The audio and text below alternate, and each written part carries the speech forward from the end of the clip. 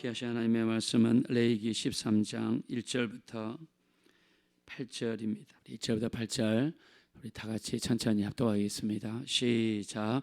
여호와께서 모세와 아론에게 말씀하여 이르시되 만일 사람이 그의 피부에 무엇이 돋거나 뾰루지가 나거나 색점이 생겨서 그의 피부에 나병 같은 것이 생기거든 그를 곧 제사장 아론에게나 그의 아들 중 한 제사장에게로 데리고 갈 것이요 제사장은 그 피부의 병을 진찰할지니 환부의 털이 휘어졌고 환부가 피부보다 우묵하여졌으면 이는 나병의 환부라. 제사장이 그를 진찰하여 그를 부정하다 할 것이요 피부의 색점이 희나 우묵하지 아니하고 그 털이 이지 아니하면 제사장은 그 환자를 이레 동안 가두어 둘 것이며 이레 말에 제사장이 그를 진찰할지니 그가 보기에 그 환부가 변하지 아니하고 피부에 퍼지지 아니하였으면 제사장이 그를 또 이레 동안을 가두어 둘 것이며 이레 만에 제사장이 또 진찰할지니 그 환부가 엷어졌고 병색이 피부에 퍼지지 아니하였으면 피부병이라. 제사장이 그를 정하다 할 것이요 그의 옷을 빨 것이라. 그리하면 정하리라. 그러나 그가 정결한지를 제사장에게 보인 후에 병이 피부에 퍼지면 제사장에게 다시 보일 것이요 제사장은 진찰할지니 그 병이 피부에 퍼졌으면 그를 부정하다 할지니라. 이는 나병임이니라. 아멘. 레위기 13장은 나병, 옛날 말로 문둥병에 대한 규례입니다. 자, 문둥병은 무서운 질병이죠. 한 사람이 걸리면 가족 전체에게 퍼져가지고 전체가 죽는 병이 문둥병입니다. 문둥병은 사람의 감각을 마비시키기 때문에 피부가 문드러지고 썩어가고 문둥병이 걸리게 되면 제일 먼저 이렇게 코가 문드러지고 귀가 문드러지고 양쪽 손목이 빠지고 팔목이 빠지고 발목이 빠지고 다리가 빠져서 사람이 결국에는 죽어갑니다. 중국에 가면 어떤 한 도시는요 그 전체가 문둥병자로 가득 찼다고 합니다. 거기 가서 어떤 선교사님이 선교를 하신 한국 선교사님이 계신데 간증을 들어보니까 그 성을 도착했는데 멀리서 보니까 군뱅이 같은 것들이 그렇게 땅 바닥에 많이 누워 있더랍니다. 그래서 무슨 군뱅이라고 하기는 너무나 크고 가까이 가서 보니까 문둥병자들이 이 팔목이 빠지고 다리가 빠져가지고 그냥 입만 이렇게 열려 있어서 죽으로 사람이 연명하는데 그 모여있는 모습이 멀리서 보니까 꼭 이렇게 구더기와 같이 사람이 보이더라 이렇게 말씀하신 것을 봤습니다. 문둥병은 무서운 질병이죠. 저도 어렸을 때 시골에서 보니까 문둥병이 걸리면 산에 있는 동굴 속으로 사람이 들어갑니다. 거기서 애롭고 쓸쓸하게 살다가 사람이 죽는 병이죠. 그래서 가족과 같이 할 수 없고 떨어져 있는 질병입니다. 자, 그래서 이 병이 심각하기 때문에 문둥병에 대한 규례를 오늘 13장에 말씀했습니다. 문둥병은 세 가지 증상이 나타납니다. 첫째, 하얀색 점이 생겨야 됩니다. 두 번째, 그 점이 있는 곳이 움푹 들어가야 됩니다. 세 번째, 거기에서 흰 털이 나야 됩니다. 세 가지가 갖춰지게 되면 문둥병이어서 바로 격리가 되어서 사람들이 살고 있는 동네를 떠나야 됩니다. 그래서 이 문둥병이 생기자마자 반드시 격리시켜서 조치를 합니다. 자, 그 증상을 다시 한번 보실까요? 3절입니다.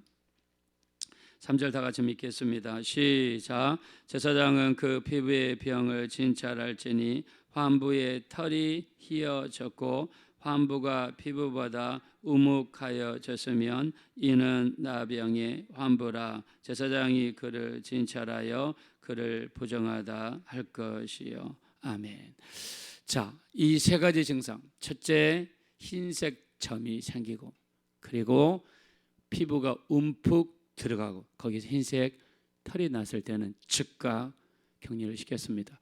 자, 근데 이 흰색 점이 여기저기 생기긴 했으나 피부가 들어가지를 않았어요. 안쪽으로 움푹 파이지를 않았습니다. 그리고 흰색 털도 없어요. 자, 그래도 하얀색 반점이 생겼으니까 걱정이 되잖아요. 제사장을 찾아갑니다. 그러면 제사장은요, 이 사람을 밖으로 데리고 와서 7일 동안 감금을 시킵니다.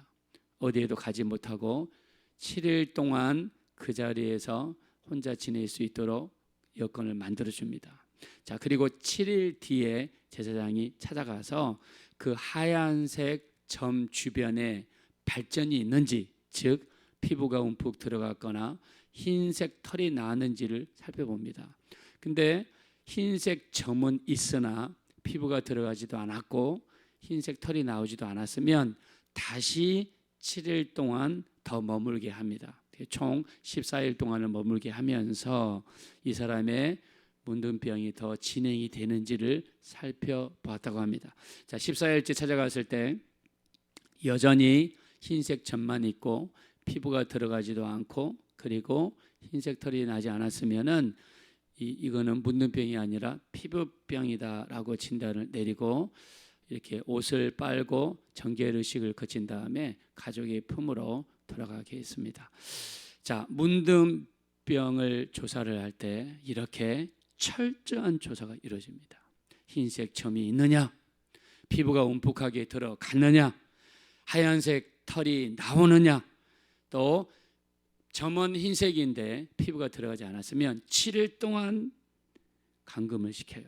그리고 상태를 지켜봅니다. 그리고 또 7일 후에 와서 점검한 다음에 뭐 그렇게 큰 변화가 없으면 다시 한번 7일 동안 이렇게 환자를 살펴보게 했다는 것입니다. 자, 이런 모습 속에서 우리가 뭘 볼 수 있습니까? 우리 자신을 살펴보는 삶. 내가 하나님 앞에 온전하게 서 있는지, 내 속에 혹시 죄는 있지는 않은지 늘 내 자신을 돌아보는 삶이 너무너무 중요하죠. 그래서 성경의 마지막에 요한계시록이죠. 요한계시록 마지막 장 22장이고요. 22장 14절에 뭐라고 하셨습니까? 자기 두루마기를 빠는 자들은 복이 있나니 이는 생명나무에 나가며 문들을 통하여 성에 들어갈 권세를 얻게 하려 함이라 그랬습니다. 자기 두루마기를 빠는 자는 복이 있습니다. 두루마기를 빤다는 것은 무슨 말입니까? 내 옷을 살펴보고 나서요, 날마다 내 옷에 오물이 묻었는지 더러운 것을 묻지는 않았는지 살펴보는 것입니다. 그래서 두루마기를 빤다는 것은 내 자신을 돌아보고 내가 혹시 범죄한 것은 없는지, 하나님 앞에 온전한 모습은 없는지 늘 우리 자신을 돌아보는 거죠. 저는 욥기서를 읽으면서 항상 욥의 모습을 봅니다. 욥에게는 아들이 7이요 딸이 3명이 있었어요. 그들이 생일잔치를 하면 부자이기 때문에 생일잔치를 크게 했던 것 같습니다. 생일잔치를 마치고 나면 욥의 행사를 기록했습니다. 욥기서 1장 5절에 내 아들들이 하나님께 죄를 범하여 혹시 마음으로라도 하나님을 욕되게 하였을까. 그리고 성결한 의식을 갖고 번제를 드릴 때도 아들 7명, 딸 3명을 위해서 10명의 각각 번제물을 하나님께 드리면서 이들이 죄를 범하여 마음으로라도 하나님을 욕되게 하였을까. 여러분 대단하지 않습니까? 생일잔치하고 했는데 아들들이 생일잔치하면서 혹시나 술을 마시지는 않았을까? 혹시나 하나님이 먹어서는 안 되는 음식을 먹지는 않았을까? 혹시나 입으로 마음으로라도 하나님을 욕되게 하지 않았을까? 여러분 이 욥의 모습이 얼마나 아름답습니까? 마음으로라도 하나님을 욕되게 하지 않았을까? 행위로 짓는 죄뿐만 아니라 마음으로 짓는 죄까지도 그걸 점검하면서 자신을 돌아봤다는 사실이죠. 두 번째요, 문둥병이 잠복기가 3년입니다. 문둥병균이 사람 속에 들어오면 잠복기간이 3년이라고 합니다. 그 3년 동안에 문둥병이 좀 더 커지고 좀 더 커지고 좀 더 커져가지고 만약에 눈썹이 빠지는 순간에는 이미 퍼져버린 거예요. 잠복기가 3년이에요. 근데 문둥병이 무서운 것은 무엇입니까? 감각이 없어요. 이 문둥병이 내 안에 들어왔는지 안 들어왔는지 몰라요. 감각이 없습니다. 느낌이 없습니다. 근데 몸 안에 있는 질병은 점점 커져가지고 나중에는 눈썹이 빠지고 귀가 빠지고. 우리가 지난번 코로나 기간 3년을 거쳤죠. 3년 거치면서 이제 코로나가 막 걸리면 막 사람이 죽고 이러니까 막 엄청난 공포심이 생겼어요. 그래서 이 백신이 언제 나오느냐 막 사람들이 목이 빠지게 기다렸는데 드디어 백신이 나왔습니다. 첫 번째 백신이 아스트라제네카가 나왔는데 사람들이 줄을 서서 그 백신을 맞았어요. 제일 먼저 나이 드신 어르신들부터 맞고, 그 다음에 여분이 나오니까 이제 각자 이 카톡으로 이렇게 연락을 줬습니다. 저도 나중에 연락이 와가지고 아스트라제네카를 맞았어요. 근데 아스트라제네카가요, 이 백신이 역할을 하긴 하는데 이 부작용이 많아요. 후유증이 아주 많았습니다. 저도요, 아스트라제네카를 맞고 나서 아침에 자고 일어나니까 갑자기 이 이마 쪽에요 시커먼 점이 생겼어요. 시커먼 점이.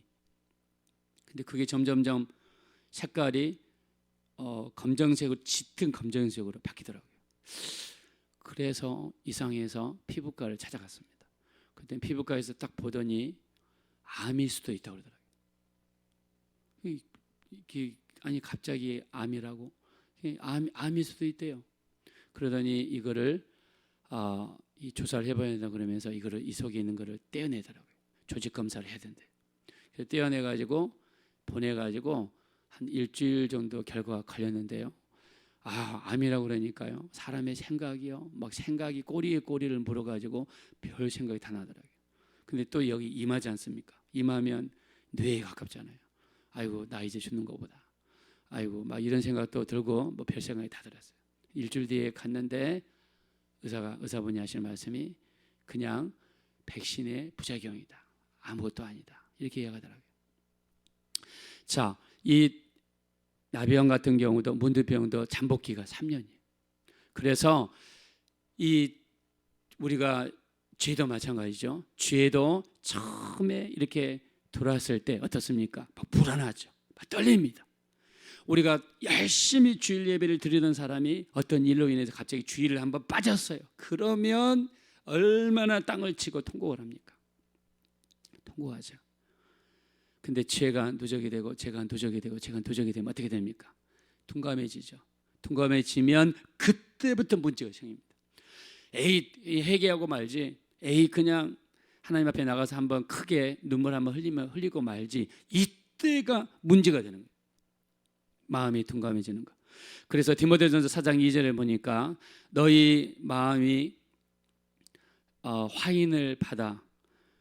너희 마음이 화인을 받아 외식함으로 거짓말한 자들이다 그랬습니다. 마음이 화인을 받으면 안 돼요. 내 마음이 화인을 받으면 안 됩니다. 내가 죄를 지어도 둔감합니다. 내가 옛날에는 죄를 조금만 지어도 눈물 콧물 흘리면서 하나님께 회개했는데 이제 내 마음이 혹시나 화인 같은 거 맞아가지고 거짓말해도 이제 아무렇지도 않고 그냥 얼굴 하나 변하지 않고 이제 거짓말하고, 이제 그게 더 변해가지고 이제 사기까지 치는 까지 발전하지요. 큰일입니다. 정말 큰일입니다. 마치 문둥병이 잠복기간 3년을 거치면서 이제 몸이 망가지는 것처럼 우리 마음이 둔감해져 버리면 이 무서운 겁니다. 그래서 우리가 말씀을 들을 때도, 내가 말씀을 들을 때도 그냥 아이고 이렇게 받아야 되는데 같은 말 또 안 해. 그러면 안 되죠. 그래서 마가복음 4장 23절에 예수님이 말씀하시죠. 들을 귀 있는 자는 들을지어다. 들을 귀를 가져야 돼요. 하나님, 내 귀가 둔하지 않게 도와주세요. 그리고 성령의 음성을 듣게 도와주세요. 우리 축복하겠습니다. 여러분의 귀가 들을 귀가 되셔서 성령이 교회들에게 하시는 음성을 들으시기를 예수 이름으로 축원합니다. 요한계시록에 보니까 2장에 4번, 3장에 3번, 요한계시록에 7번이나 성령이 교회들에게 하시는 음성을 들을지어다. 여러분, 성령이 하시는 말씀을 들어야 됩니다. 성령께서 정말 이 설교를 통해서, 극동방송을 통해서 성경을 읽다가 우리가 간증을 듣다가 들을 게 돼야 됩니다. 여러분, 바로를 보십시오. 바로 하나님께서 모세를 쓰셔서 10가지의 기적을 보여주셨어요. 그리고 하나님의 음성을 들려줬는데 바로는 마음이 완파하겠다, 강파하겠다 그랬어요. 마음이 완고했습니다. 강팍했습니다. 그 이유를 히브리서 3장 14절에 뭐라고 했습니까? 죄의 유혹을 오직 오늘이라 일컫는 동안에 매일 피차 권면하여 죄의 유혹으로 말미암아 너희 마음이 완고하게 되지 않도록 주의하라. 죄가 들어오면 마음이 강팍해지고, 마음이 강팍해지면 말씀이 들어오지 않고, 말씀이 들어오지 않으면 깨닫지를 못하니까 네 죄가 쌓여서 마치 문둥병과 같이 3년이라는 잠복 기간을 거치면 걷잡을 수 없는 결과가 나올 수가 있는 것이죠. 그래서 예수님이 말씀합니다. 마태복음 13장 14절에 너희가 듣기는 들어도 깨닫지 못하고 보기는 보아도 알지 못하는도다. 이 백성들의 마음이 완악하여져서 그 귀는 듣기 둔하고 눈은 감았으니라고 말씀했습니다. 이게 무서운 거예요.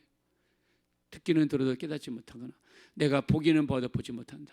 토마를 보십시오. 3년 동안 예수님과 한 솥에서 밥을 먹고 한 집에서 잠을 잤습니다. 죽은 자가 나사로가 살아나는 것도 봤고, 떡 5개 물고기 2마리로 5천 명을 먹이는 기적도 보았고, 예수님이 무리를 걸어가는 것도 보았고, 예수님께서 바람아 잠잠하라 할 때 파도가 잠잠해지는 것도 보았지만 뭐라고 이야기합니까?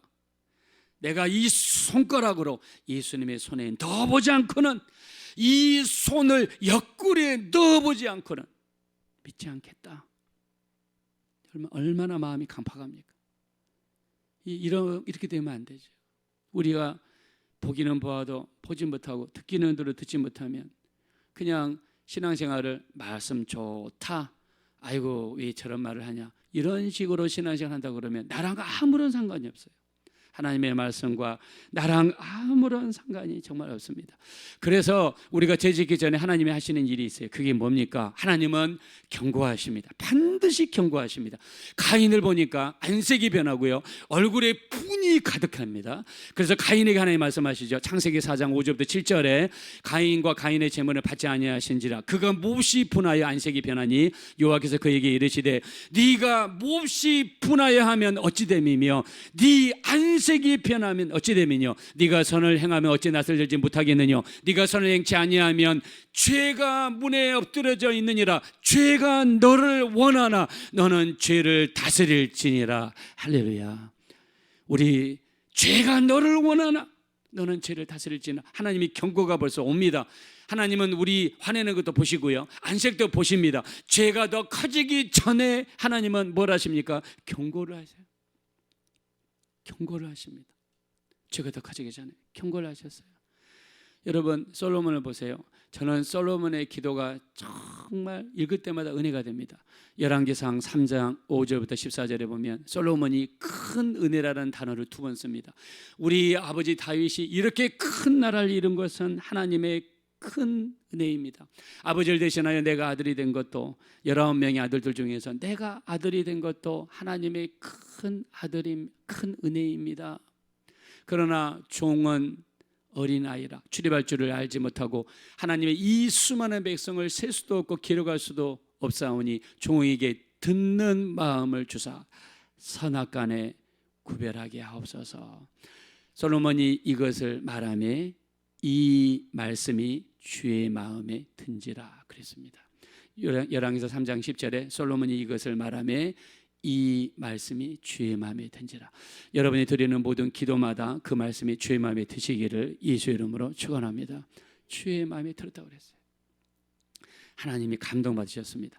네가 너를 위하여 첫째 장수도 구하지 아니하고 두 번째 부도 구하지 아니하고 오직 지혜를 구했으니 내게 너에게 듣는 마음을 줄 것이요 네가 구하지 아니한 부귀와 영광도 너에게 주리니 너 같은 왕이 전에도 없었고 후에도 없을 것이라고 하시면서 하나님이 또 하나 말씀하십니다.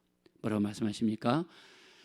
우리 3장 14절에 다윗의 길을 갈 것이며 내 모든 말에 순종하면 네 날이 길리라 그랬습니다. 근데 솔로몬이 하나님 말씀에 순종했습니까? 아내가 700명이에요. 첩이 300명입니다. 하나님의 성전을 회파하고 우상의 성전을 지었어요. 그리고 하나님을 떠났다 그랬습니다. 이게 솔로몬이에요. 솔로몬이 몇 살에 죽었습니까? 60에 죽었어요. 60에. 다윗은 70에 돌아가셨는데 솔로몬은 60에 돌아가셨어요. 여러분 60은 지금 기준으로 치면 애기죠. 여러분 지금 너무나 오래 사시기 때문에 60은 젊은 나이입니다. 하나님께서 솔로몬을 아시잖아요. 솔로몬이 얼마나 여자한테 취약한지를 아시잖아요. 여러분 아내를 700명 두는 사람이 어디 있습니까? 1년 365일입니다. 1년 내내 자기 부인이랑 잠을 자더라도 365일, 365명도 잠을 같이 못 자요. 그게 자기 남편인가요? 아내가 700명, 첩이 300명, 1000명입니다. 인간의 욕심의 끝판왕을 보여줬던 사람이 솔로몬이죠. 하나님은 축복도 주시지만 경고도 가르쳐주세요. 왜 경고를 가르쳐주십니까? 죄가 이 안에서 생기면 그게 얼마나 무서운지를 하나님이 잘 아시기 때문입니다. 그래서 성경에서는 죄를 묵은 누룩으로 표현하는데요. 고린도전서 5장 6절 7절에 적은 누룩이 온 덩어리에 퍼지는 것을 알지 못하느냐, 새 덩어리가 되기 위하여 묵은 누룩을 내어버려라. 여러분 사과 하나가 박스에 있으면, 사과 하나가 썩어서 박스에 있으면 전 사과를 다 썩게 만들어요. 사과 썩은 거를 빨리 끄집어내야 됩니다. 우리 속에 누룩은 없는지 늘 살펴보시고 그것이 있으면 빨리 끄집어내야 됩니다. 그게 이렇게 빠져버리니까. 그래서 예수님께서 우리를 정죄하실 때 마태복음 5장 28절에 음욕을 품고 여자를 쳐다보는 자마다 마음에 이미 간음했느니라. 마음의 죄까지 정죄했습니다. 요한일서 3장 15절 마음으로 형제를 미워하면 살인이라고 이야기하셨습니다. 우리 누가복음 12장 15절에 상가 모든 탐심을 물리치라. 사람의 생명이 그 소유에 넉넉한 데 있지 아니하리라. 탐심을 경계하셨습니다.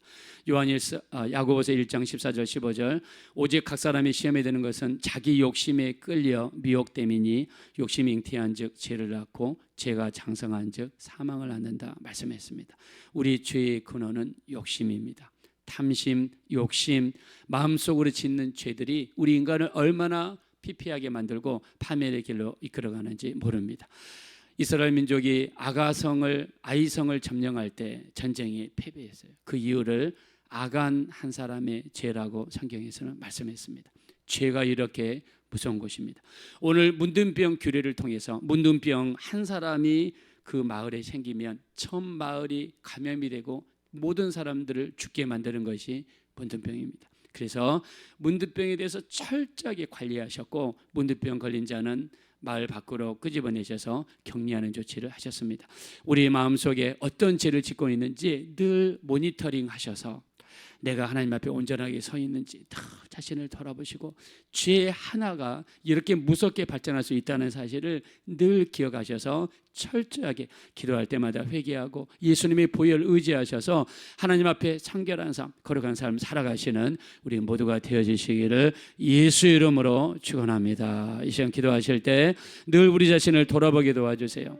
욥이 혹시 마음으로라도 하나님께 범죄하였을까 살펴보았던 것처럼 늘 우리 자신을 돌아보고 우리가 성소에 들어가기 전에 늘 물두멍을 쳐다보게 하시고 우리 자신을 돌아보게 하셔서 죄가 쌓이면 얼마나 무서운 결과를 가져오는지 우리가 오늘 같이 나눴습니다. 우리가 죄와 싸우되 피 흘리기까지 싸우게 하시고 마음의 죄라도 내 심령 속에 있는 탐심이라도 욕심이라도 늘 살펴보게 도와주셔서 과감하게 버리고 회개하는 삶을 살아가도록 도와주십시오. 우리 합심으로 간절히 기도하겠습니다.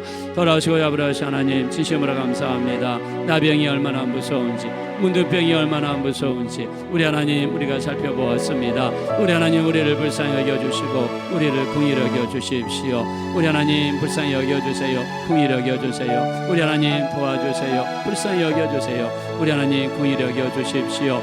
우리가 하나님 앞에 온전한 모습으로 서기 원합니다. 우리 자신을 늘 돌아보기 원합니다. 우리는 늘 부족하고 연약합니다. 하나님께서 우리에게 늘 경고하시고 우리가 죄를 지을까봐 우리가 죄를 가지고 살아갈까봐 하나님께서는 늘 우리를 경고하셨습니다. 하나님의 음성을 들을 수 있는 그런 심령이 있게 도와주시고 우리를 불쌍히 여겨주십시오. 온전한 모습으로 설 수 있는 우리가 될 수 있도록 우리 하나님 축복하시고 인도해 주시옵소서. 하나님 죄가 쌓이면 그게 얼마나 무서운 것인지 살펴보았습니다. 우리를 도와